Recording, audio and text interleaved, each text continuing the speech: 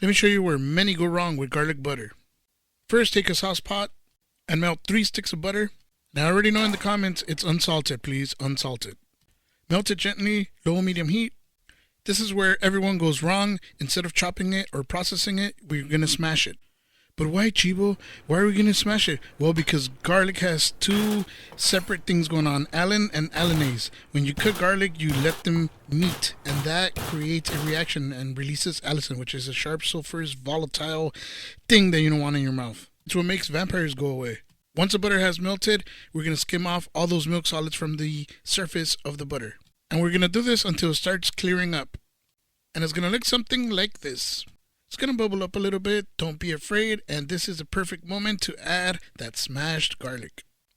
Once the garlic hits that butter, you're going to get that beautiful aroma we all recognize. If you were to chop this up, it would be too pungent, too sulfurous. You don't want that. You'll begin to notice the sweetness, and that's what you want. You're going to let this go until the garlic turns nice and golden brown, or at least it begins to. You can skim off the remaining bubbles here. Now once we turn off the heat, we're going to let this cool. Once you have determined that it is cool enough, we're going to go ahead and do the last step, which is strain it. Now if you have a cheesecloth, go ahead and use that on top of the strainer. I didn't happen to have one, so I went ahead and strained it. I don't mind those bits and pieces there. To me, that's extra flavor. After straining it, it should look something like this, and if you have a cheesecloth, it's going to be much more clear than this. Might actually be able to do it with a coffee filter, not sure.